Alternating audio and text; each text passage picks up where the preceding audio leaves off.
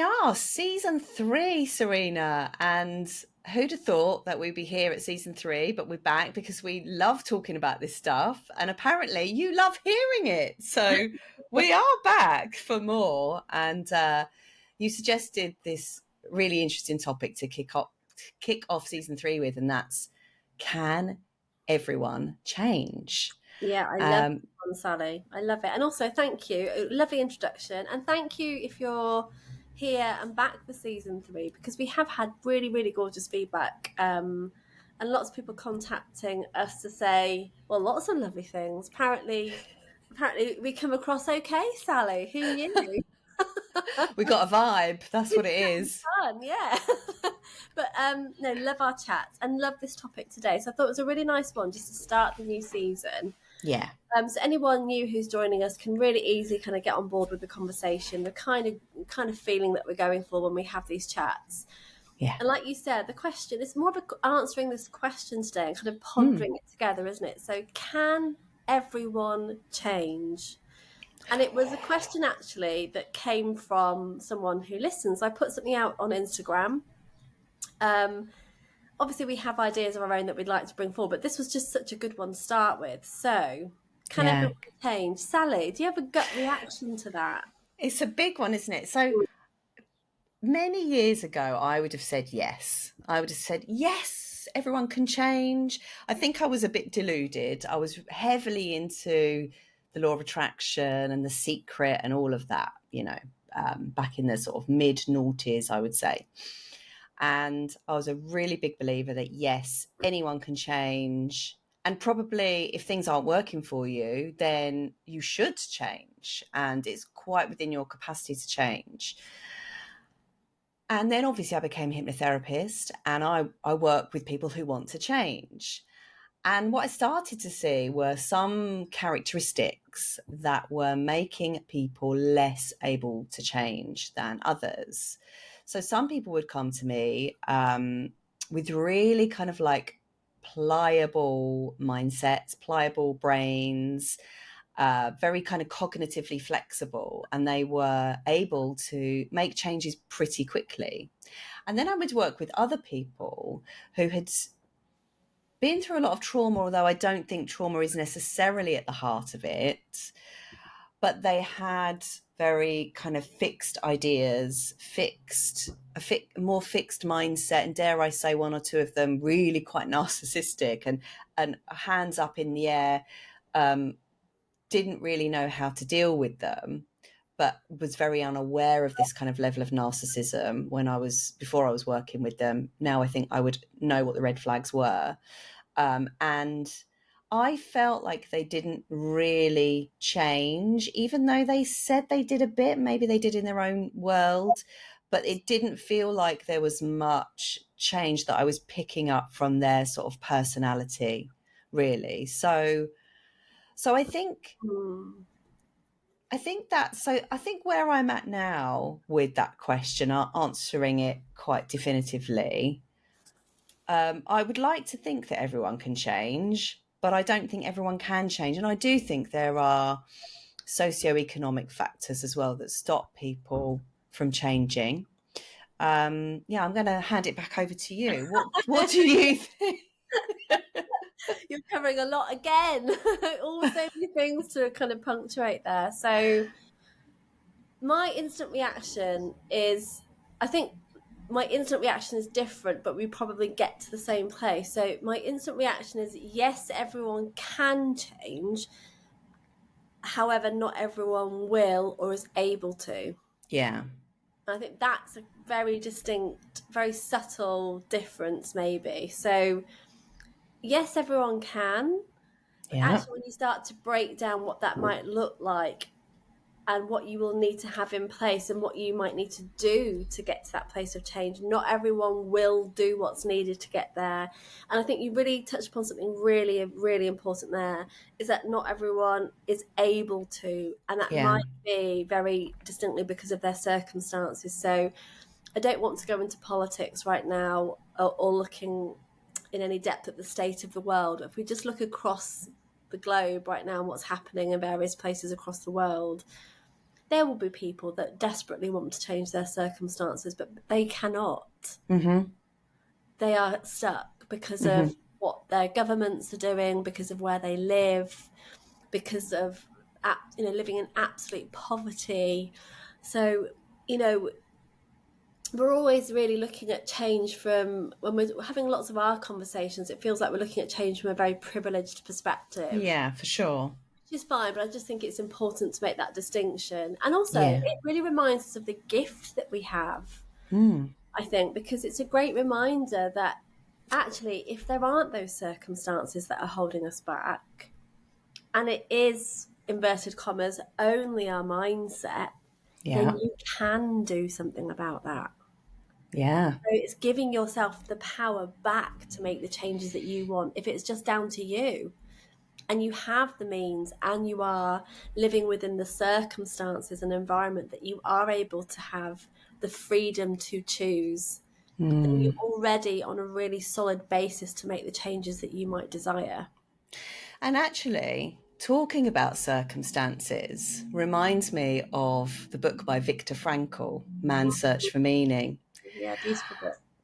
Yeah, which I've only touched on. I have got it. I haven't read through it Mm. all, but it does make me think that we do say these things about circumstantial limitations. Mm. But when you do actually strip that book back to its core essence, you know, he was in concentration camps, and within the most horrific circumstances imaginable to us privileged lot, he was able to still maintain a sense of perspective Mm. and inner peace within himself, which to me feels like the greatest achievement of all, actually. Mm.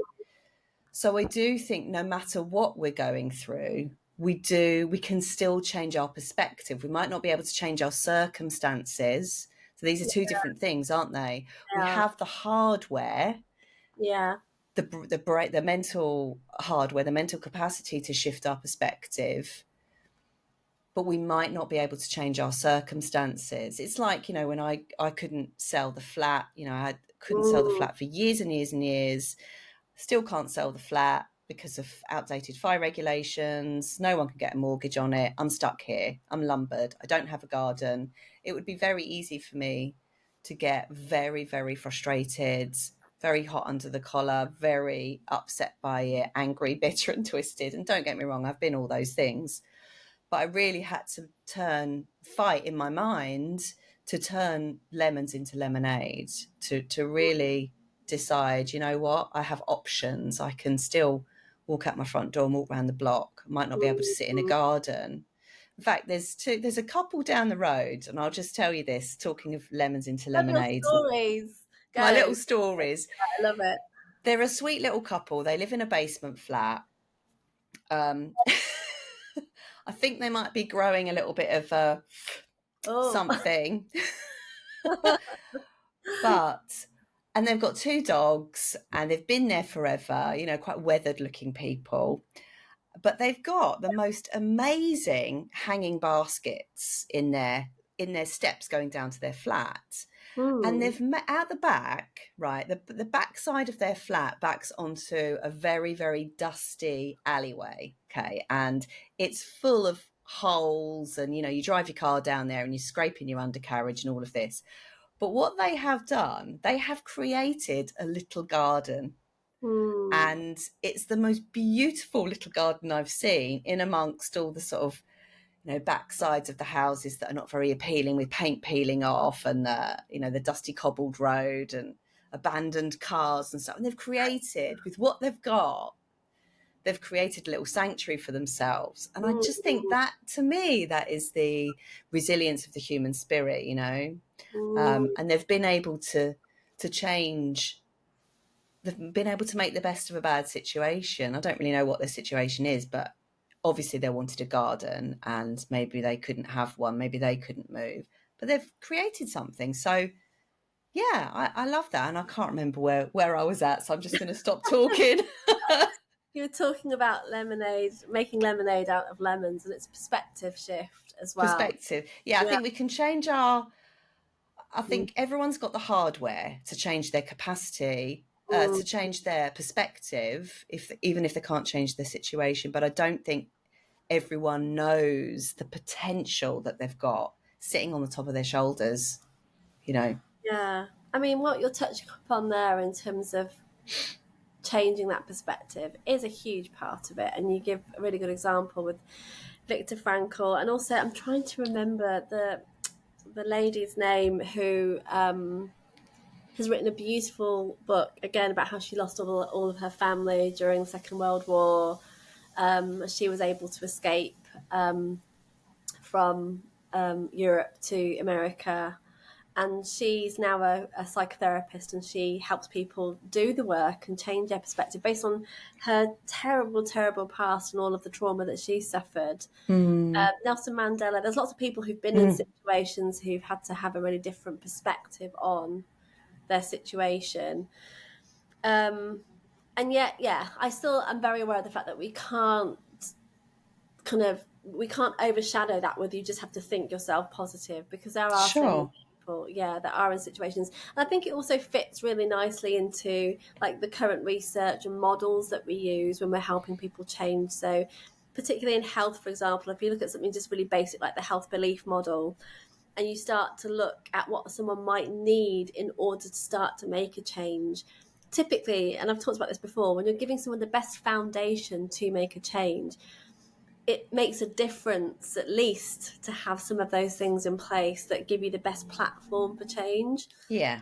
Aside from those things that I've talked about before that are much more personal, so things like, good diet, sleep, rest, so you're building on a solid foundation, movement, exercise, that kind of thing. You do have those other things like having the finances and the means to do something, Hmm. to have the social support to be able to go forward.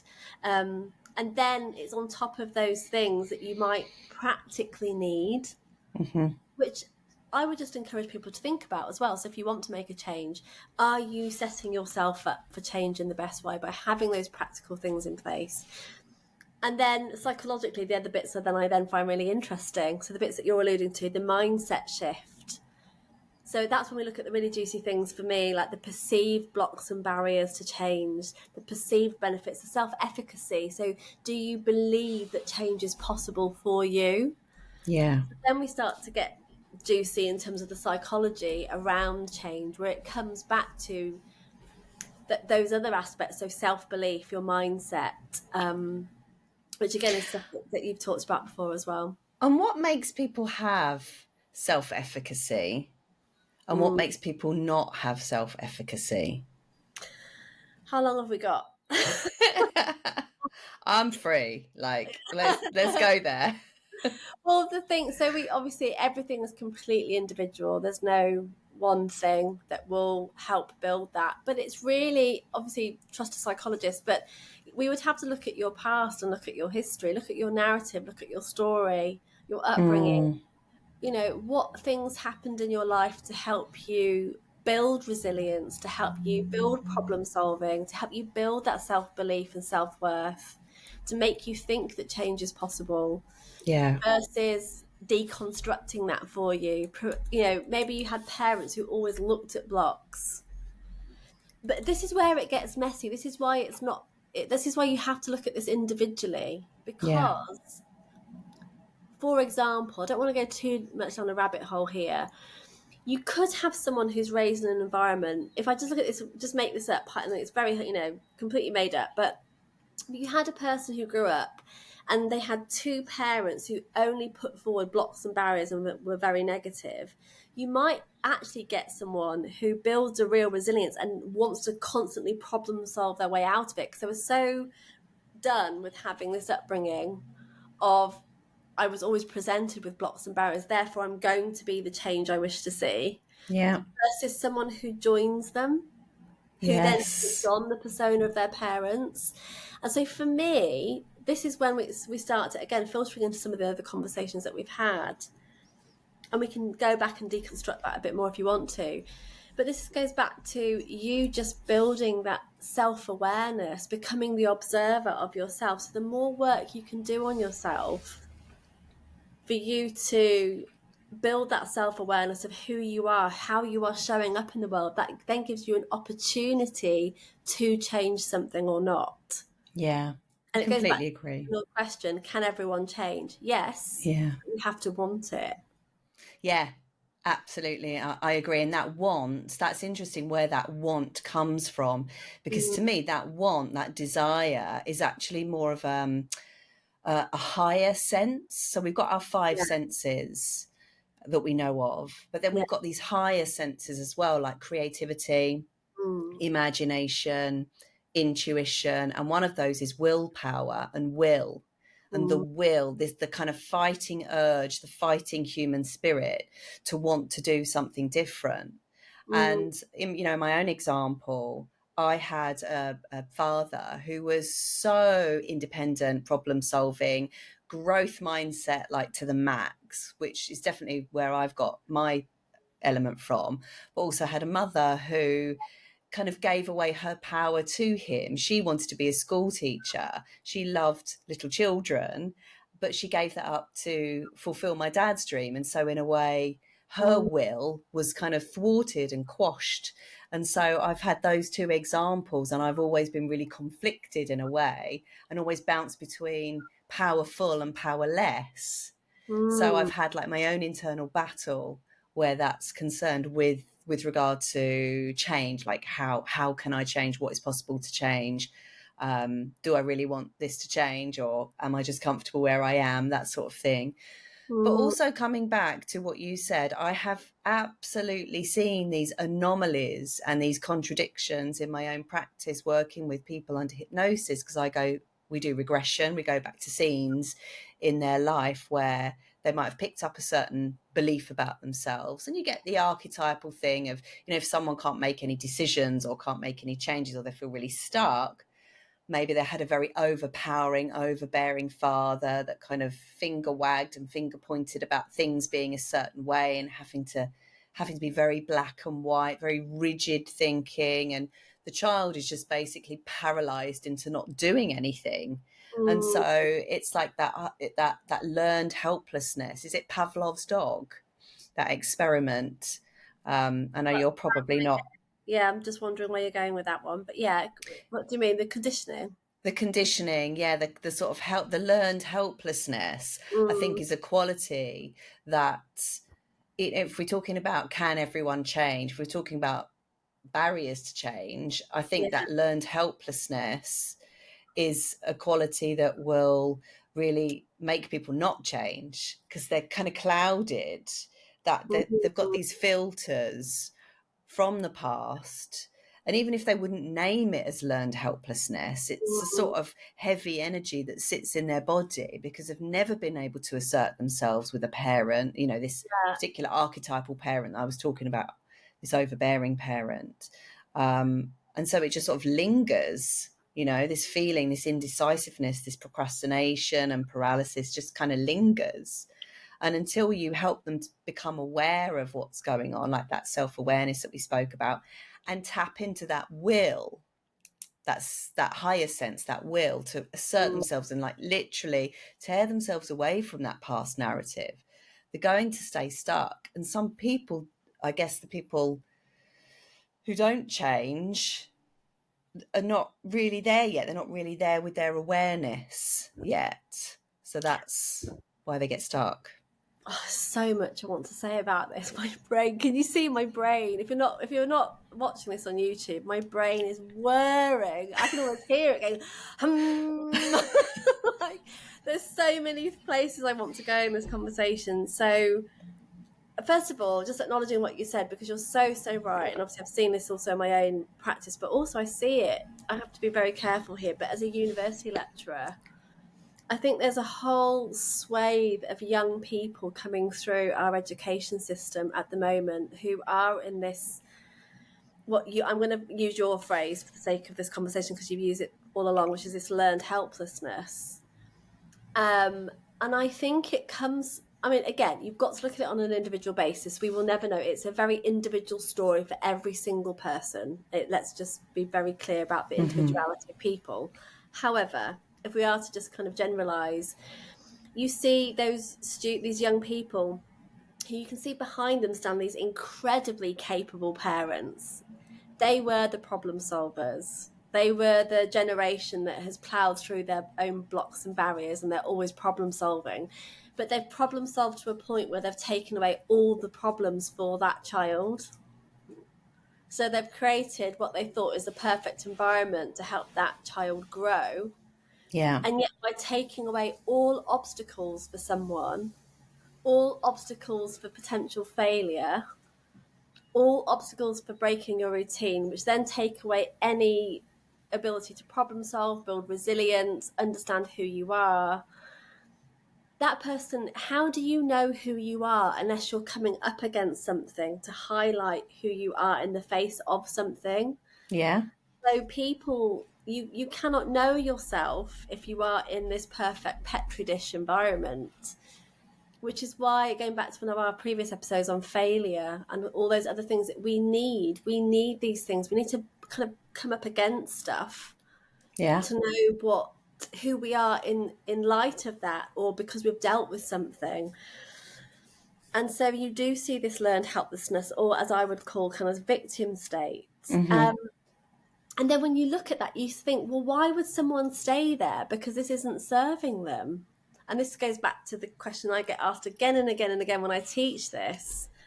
You know, this will help someone. Why are they not doing it? Why are they not doing their exercise? You know, a physio might say they're coming to me because they're in pain, but these exercises are going to help them, but they're not doing it. And this, to me, just very, very simply goes back to, and again, it's not simple. It's not just a one size fits all, but what's the payoff? There's that huge payoff for staying where you are. If it's very comfortable, comfort alone can make us stay where we are, that comfort zone. And Yeah. that comfort zone is not to be underestimated. Some people do everything they can for their whole life to stay firmly in their comfort zone. They don't want to go outside of it. And I think in not wanting to go outside of it as well, they kind of believe their own bullshit about not needing to change. Yeah. And Yes. you hear it, don't you? Oh, I can't think, the things aren't rolling off the tongue at the moment, but oh, that's just life, isn't it? And you're kind of like, is it though? Yeah. And I think I don't, so those people I can kind of turn a blind eye to. Yeah, I Those people don't irritate me. The ones that irritate me are the sure. ones that like to stay in story. What they do is they build a narrative around staying where they are. Yeah, Now that's a more challenging person to shift. yeah, And this is why, going back to the original question, can everyone change? Yes, but not everyone will. And that's because if the payoff for staying where they are is greater than their desire to move out of that place of comfort, then that means they won't change. yeah. And it also begs the question, how bad has it got to get? Exactly. And this goes back to what I call the pleasure pain principle. Mm, For some people, and I would say we all fluctuate between this, depending on where we're at in our own change journey. For example, I might be motivated by pleasure in that I know at the end of this process, I will get what I want and that will bring pleasure to me. Whereas some people wait for the pain to shift them, not ah, just the motivation of it being pleasurable when I've achieved something. It's like, okay. now it is so bad, I have to change it. Now I'm in so much pain, I have to change. Now I've been told I'm going to die from smoking, now I'll change it. Now I'm going to be made redundant in my job, now I'll look for a new one. Okay. It's So, are you motivated by pain or pleasure? so if Like, someone's not motivated by pleasure, does that mean they don't have the capacity to go into the future and envisage or envision? They don't have the capacity to go up into those higher senses to use their imagination to think, oh, you know what, I'd quite like to feel the relief of not smoking, or quite like to feel the relief of not people pleasing anymore? I think it's individual again for everyone. There'll be some people that just can't get there, and maybe that's where facilitation, and so help therapy coaching helps them get to that place where it feels resonant in their body and they can envisage themselves now in that Mm-hmm. place, and they've got support to get there, because inevitably, regardless of what you're doing, there'll be something about that change process that isn't easy. So Yeah. that's the dichotomy, is that to get to the place of pleasure, arguably you're going to have to go through pain to get there anyway. Yeah. Because Yeah. comfort is pain for humans. We don't typically seek change. Whereas someone who's used to staying in comfort and is maybe addicted to comfort, they don't even want to envisage it being better. But what they might do is build a castle around them to stay in their comfort zone. And what that might look like are very, very clever stories to stay where they are, and build Mm. a narrative about why they can't move.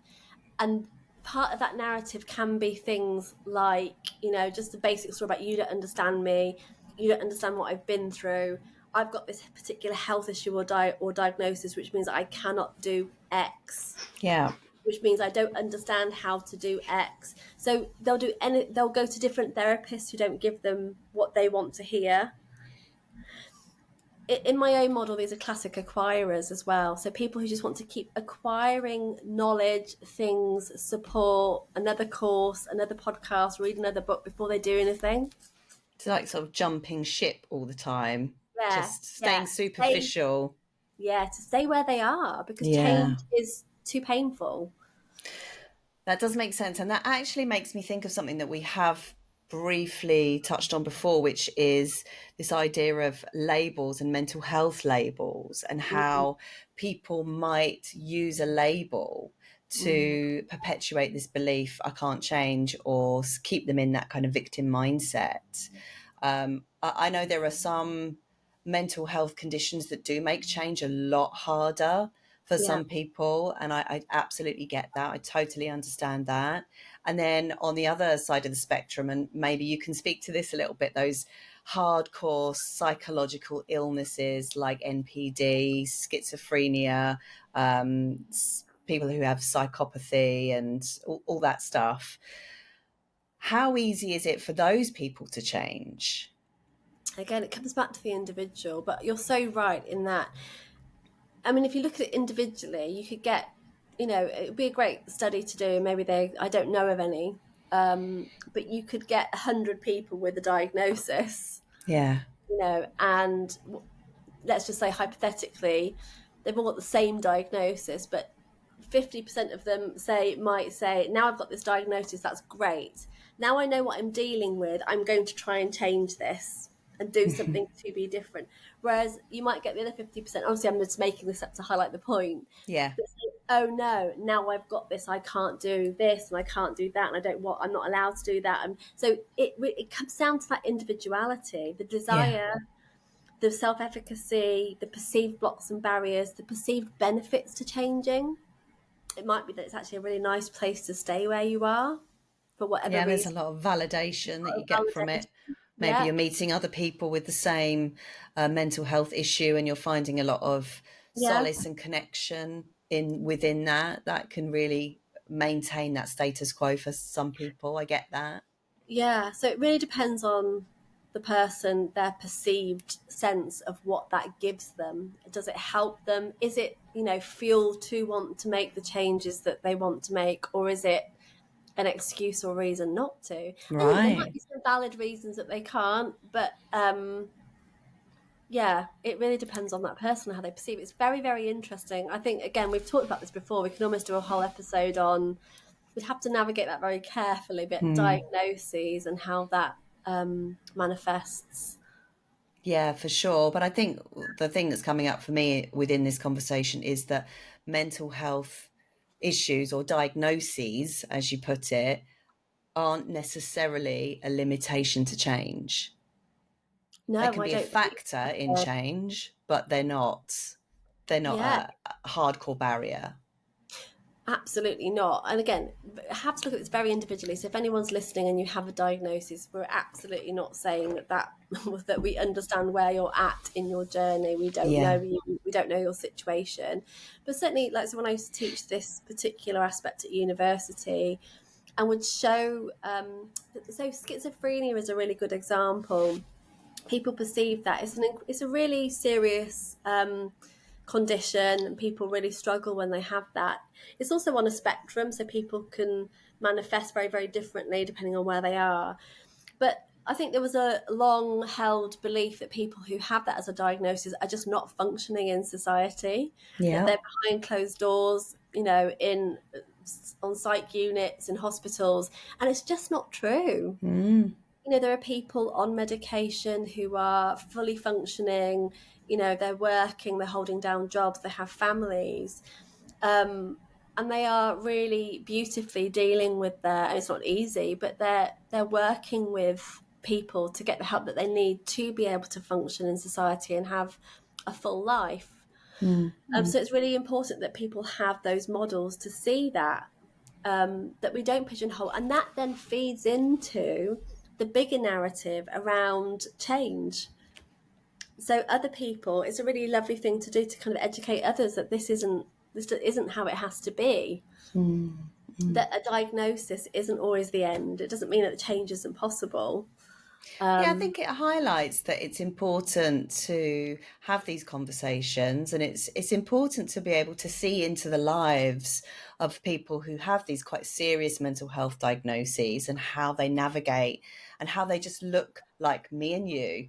They are. It's so funny how we create these images. Maybe this is to do with like the movie industry, really, where we create these images in our mind of a psychopath or you know, a paedophile or someone with psychosis mm, looking a certain way. It's like, oh yeah, I can see the evil in their eyes, or I can see that there's something not quite right, like behind their eyes they're dead.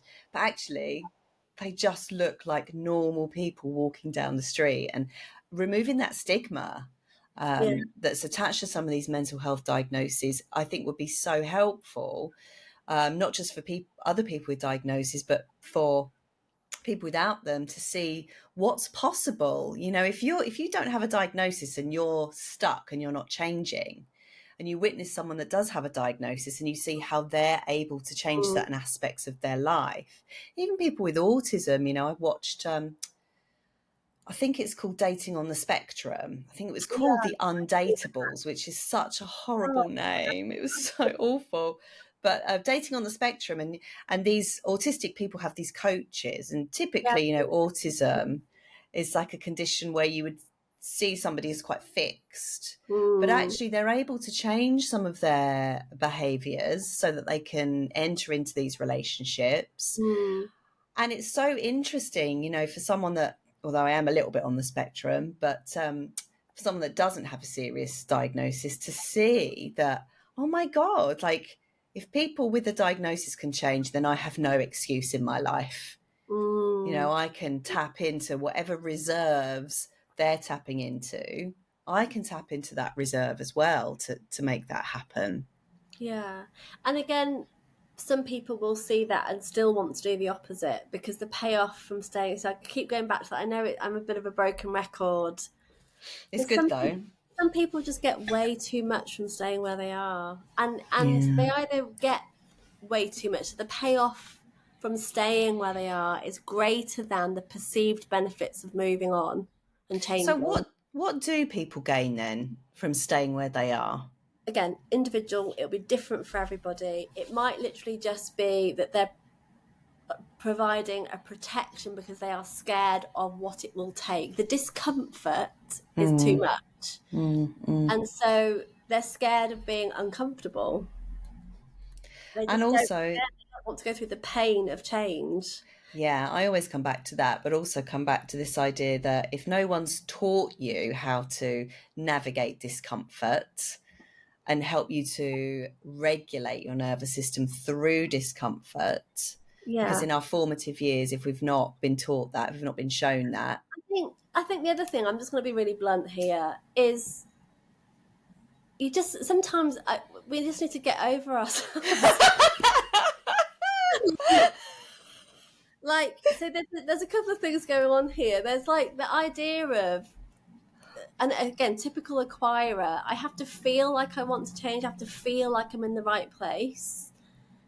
like, when are you ever going to feel like being uncomfortable is fun or good? Like, what are you really mentally preparing for? Because sometimes, if you really know what you want, and it's at the end of this tunnel of pain that you foresee to get to the place. So let's just take a tangible example, because we're speaking quite kind of ethereally through a lot of this conversation. Say, for example, you're overweight and you want to lose weight. It's very comfortable to stay in your current eating patterns. It's your Hmm. place of comfort. It's what you do. Your life is built around the routine of eating in that particular way. And there'll be a whole plethora of personal reasons and personal kind of, issues and decision making around why you eat in that particular way, like your narrative, your story, your past, all of that stuff. I get that. It's very complex for each and every person. But at the end of the day, it could be as simple as, to lose weight for someone with no pathology or disease, it looks like eating better, eating a more healthy diet and moving your body. But that's really uncomfortable. It's not, the challenge of doing that feels like the pain that I keep talking about. It's just pain to go through that. It's Yeah. painful to make those micro decisions, let alone the macro decision of changing my diet. But even the micro decision to choose to eat mindfully and differently in every meal is too much. Yeah. You might still have the pleasure vision of being healthier at the end of that tunnel and smaller in your body in some way, but Yeah. you are not willing to put yourself through the shitty minefield of navigating this diet and moving your body. It's got, maybe less to do with the fact that you were given the resources when you were growing up. Yes, that will feed into it, maybe, and maybe your family had bad eating patterns.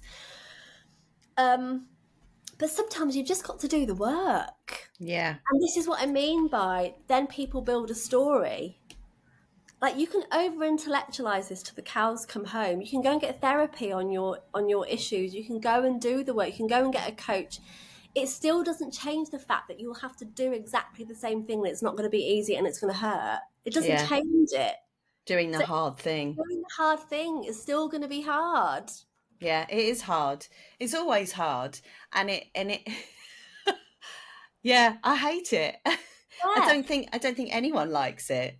Which is why it's a lot to do with just, there is the intellectual side of it, and I'm not downgrading that or poo-pooing it. And certainly that's my whole job, is to help people navigate that in a beautiful way, in a supported way. But it doesn't take away from the fact that you still have to just do the work. It still has to happen. Yeah. If you've set yourself another goal, like run a marathon, you can't journal about wanting to do a fucking marathon. You can't journal your way or manifest it out of your armchair by thinking yourself running a marathon. You've Hmm. got to get out off your ass and run and build it and build it and build it small, and like start somewhere while holding the vision. But at the same time, you're going through the pain of having to get there. And this goes back to what I'm saying, is some people do not want to do it. Yeah. No matter how much they think they want that thing at the end, They're not prepared to go through they the are not pain. really prepared to go through the pain. They are not. Mm. Which is why, if you are someone helping someone facilitate change in someone else, so if you're a therapist, a coach, a healthcare professional, this is why I really encourage people just to stay within their zone of genius and not take on someone's entire world and psychology, because ultimately you stay within your scope of practice. You do your job as the expert to facilitate that person's change and support them and cheerlead them and do all the beautiful things that you do.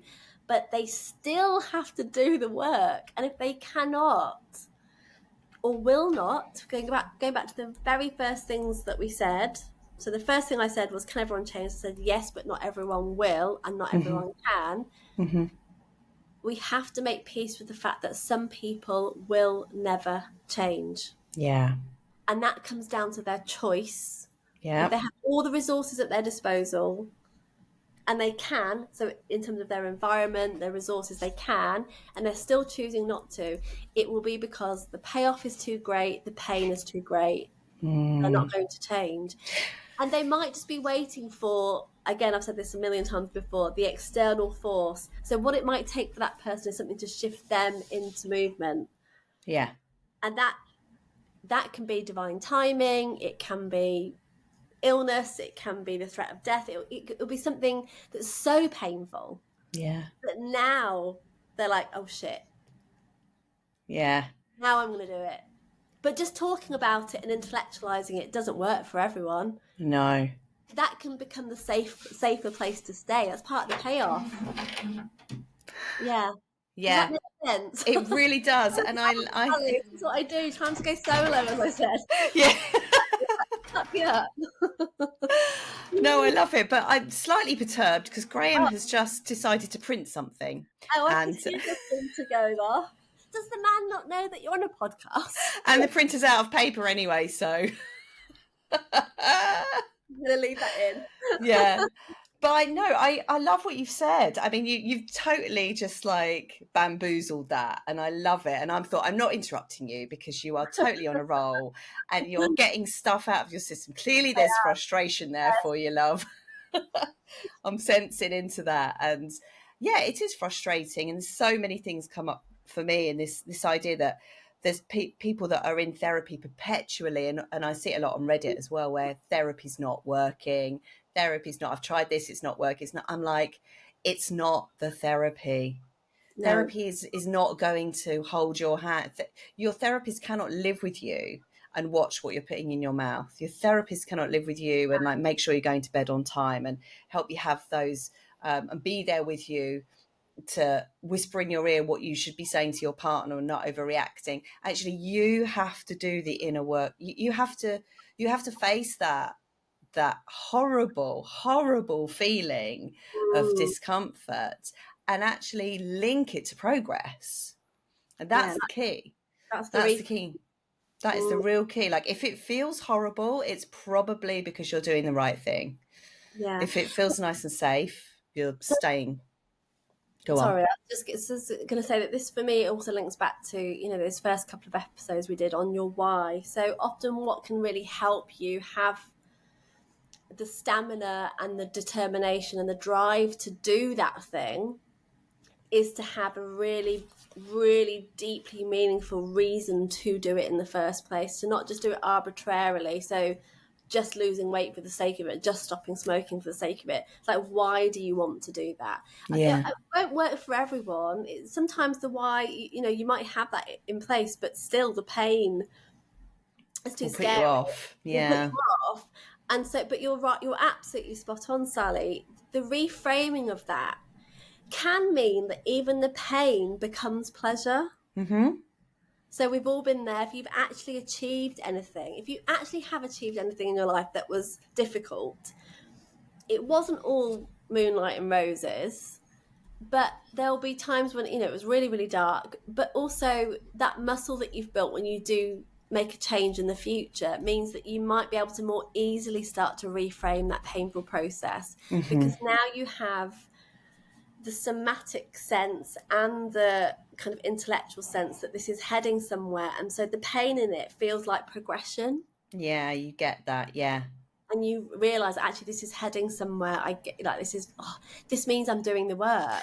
Yeah, and it can become addictive. I Yeah. have found it pretty addictive in my own life with seeing the benefits physically from strength training and intermittent fasting and stuff like that. And I will admit, last time, if you've been listening back to the previous episodes, first season, I was more into intuitive eating. Second season, I was doing intermittent fasting and I was really enjoying it. Now I'm kind of like somewhere in between, kind of getting back on the intermittent fasting bandwagon. It's much easier second time around. And I had to quit because I had a really bad mouth allergy, That. which came about as a result of the protein powder that I was taking to help Um, me with was that the what it was? yeah, I was allergic to it, and it was just manifested in this like terrible oral thrush and inflammation in my mouth and just loads of Should we stuff. cut that out? Should we go? That's fine. Leave it in. I don't mind. Oh my god! Oh, you poor thing! I remember that. Yeah, I had like really bad blown up lips, but I've been off it now. I've been off that powder, and it's interesting because now I'm kind of like going back into intermittent fasting, but with a slightly different approach.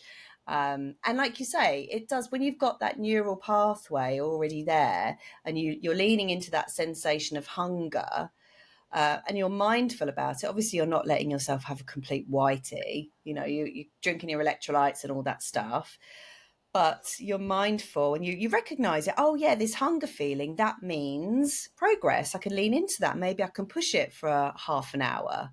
What's a whitey? Is that what you said? A whitey is What's when you that? basically when you feel faint. Have you not heard that I've before? heard that in my life. Really? No, I thought we'd best actually clarify that for just me and any listener. If you don't know what that is, please tell me if you didn't know either. I haven't got a That clue that again. comes from my drug taking days.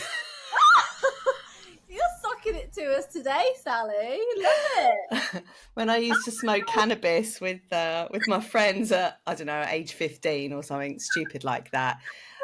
You'd have a whitey, like, because it was just too much for your Oh system, and my you'd goodness. go white and you'd sweat, and it's a vasovagal, Yeah, your vagus what nerve. education we're having today. Love it. Oh, I've been around the block. Mary, I love. Actually, I was looking for something you said there because you said you tried intuitive eating and intermittent fasting. Now you're doing something between the two, and I thought that's the rebel in you again, isn't it? You're just making Yeah, it your own. You went, making it my own. yeah. Rules are there to be broken. We should know this. I know this with you. I wonder whether we wrap up, but before we wrap up, I just wanted to recommend a book to people. I'm a big, I think I should have shares in Amazon or something, because I'm always recommending books to people. But if you're interested in overcoming procrastination, there's a really simple, short, beautiful book which I recommend to everyone I speak to called The War of Art by Stephen Pressfield. And it's just a really good kick up the butt book, which just basically says, procrastination is a load of bollocks and you have to get on with it. Yeah, yeah, in a very eloquent, poetic way, but that's the essence. That's on the back. Yeah, Yeah, jokes aside, it's a really great little book, and it's a really lovely one because you can dip in and out of it and just read like a page or two, very, very short kind of thoughts on procrastination. It just yeah, really puts procrastination into perspective. And I think what we're looking at today here really highlights a lot of procrastination that does go on when we're looking at changing. We're yeah, procrastinating, we're staying in our comfort zone, we're not wanting to just do the damn work. And sometimes, like I said, if you've got everything at your disposal, if actually it does come down to more of a mindset issue and it looks like just getting on with it, then just giving yourself a bit of a kick up the butt sometimes can be really helpful. yeah. I read that inner talk is so powerful. I think I'm going to get a t-shirt that says "Love the struggle," because I Oh, really do think that struggle can actually be really worthwhile in the sense that we know ourselves deeper after a bit of a struggle, and there's this whole narrative around not struggling, and I get that, in the menopausal world that I'm in, and women typically do take on more struggle yeah. than perhaps we should.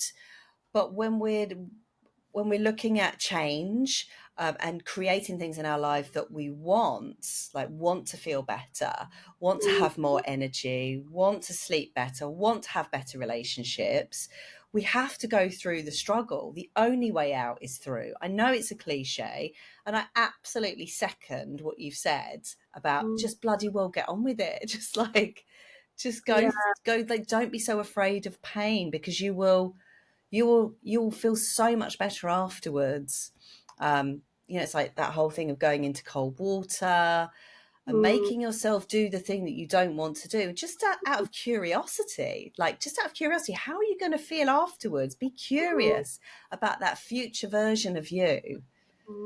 how love how are they going to feel? Yeah, really tap into that, tap into those higher senses. Love it. There's so much I want to say in response to what you've said, but I'm going to shut my mouth because I think it's a good place to end it. Yeah, it's a Thank you, good Sally. place to end on episode 1, season 3. And I think the conclusion that we've come to is that, yes, everyone can change, but not everyone will. There has to be enough motivation. There has to be enough desire to be kind of held accountable as well. I mean, accountability is probably a whole other episode, really. But yeah, that's our two pennies worth. Yeah, and also just one last thing to say, that to get to that place of pleasure, you will need to go through pain, and that's okay. So that Yeah. idea of reframing that pain, if the thing that you desire is something that you really want, it's possible. Yeah. Mm. Amazing. Thank you, So thank love. you. Lovely, lovely to see you as always, and we'll see you in episode 2. See you later. Yeah, bye.